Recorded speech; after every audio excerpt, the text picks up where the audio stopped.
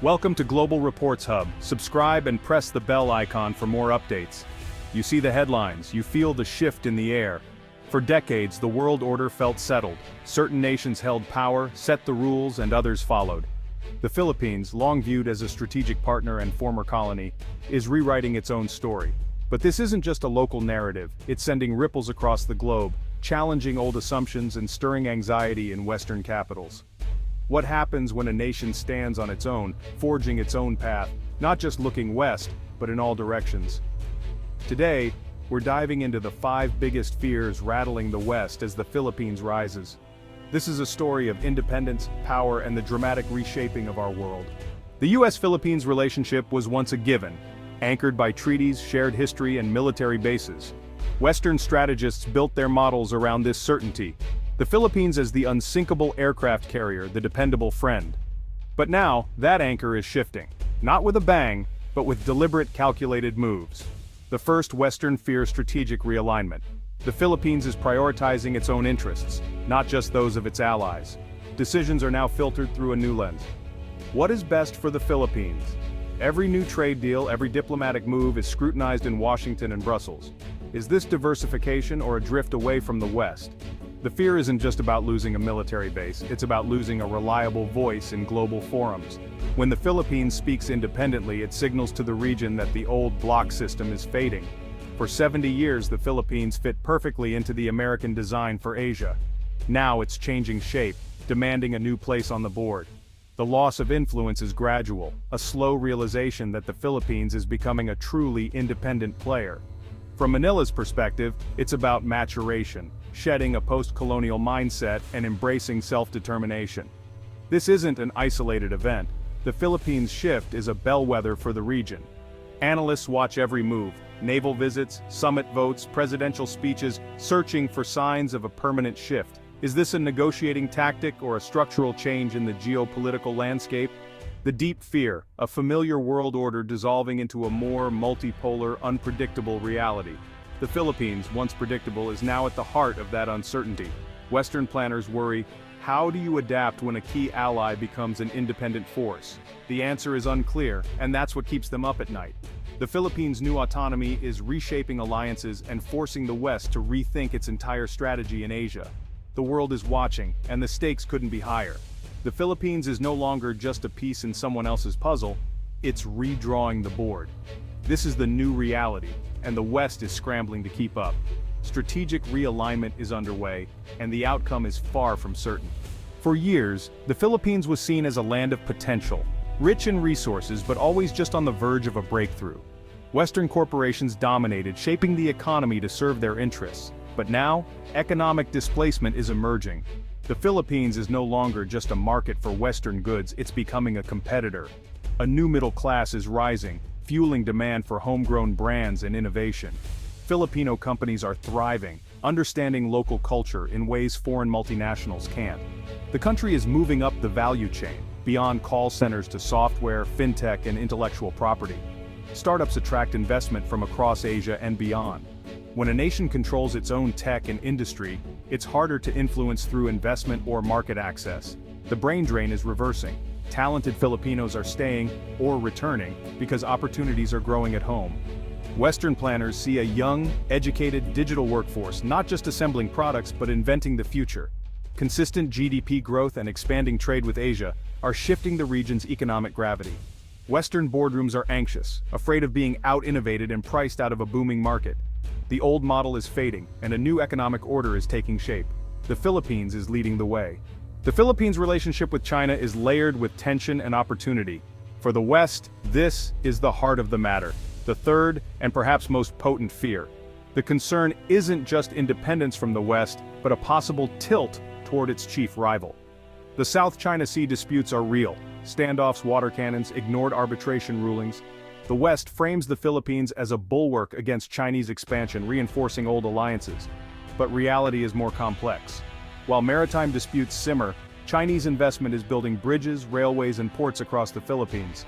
Manila is walking a tightrope, confronting China at sea, cooperating on land. For the Philippines, it's pragmatism, compartmentalize conflict and cooperation.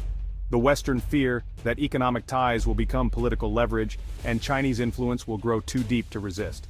If the Philippines becomes a weak link in the US alliance chain, the entire Indo-Pacific strategy is at risk. Debates in Manila about security cooperation and public skepticism about being drawn into great power conflicts are red flags for the West. China offers infrastructure with few strings attached, while the West brings lectures and conditions. For a nation eager to build, China's offer is tempting. The West warns of debt traps and lost sovereignty, but struggles to match China's scale and speed. The ultimate fear, a full pivot to China, undermining decades of Western strategy in Asia. Such a shift would be a seismic event, signaling a fundamental power change in the region. The Philippines' balancing act is fragile, and the world is watching for signs of a decisive tilt. The stakes, not just alliances but the future shape of Asian power. The West's influence is on the line. The Philippines holds the balance. The outcome could redefine the region for generations. Power isn't just about armies or economies, it's about the power of example. For decades, the Western model was the gold standard for developing nations. The fourth fear, the demonstration effect, the idea that the Philippines' independent path could inspire others. If the Philippines succeeds in balancing great powers and building a robust economy, its neighbors will take notice. Southeast Asian nations, Vietnam, Malaysia, Indonesia, Thailand, are watching closely. If Manila can secure investment from China without losing sovereignty and maintain US ties without being a proxy, it sets a new template. This third way is attractive to countries squeezed between giants. The Western fear, its bloc will fray, alliances will become transactional, and influence will wane. If the Philippines gets better deals by playing powers off each other, others will follow. The domino effect isn't about ideology, but about eroding Western influence. Alliances could become fluid based on interests, not values. The narrative of Western leadership starts to look like interference. The Philippines' rise says an Asian nation can chart its own course, drawing on its own culture and ingenuity. This message resonates across the global South. A successful, independent Philippines could become a model for Africa and Latin America too. The fear, the Western-led order could become obsolete, replaced by a more flexible, nationalistic approach. The Philippines isn't exporting revolution, but its success could spark one. Every achievement is a data point for other nations, a proof of concept. Western policymakers scramble to adapt, but the old model is no longer the only one on offer. The world is watching the Philippines, and the West fears its example may be too powerful to ignore. The demonstration effect is real, and its impact could be global. The final fear is the rise of asymmetric independence.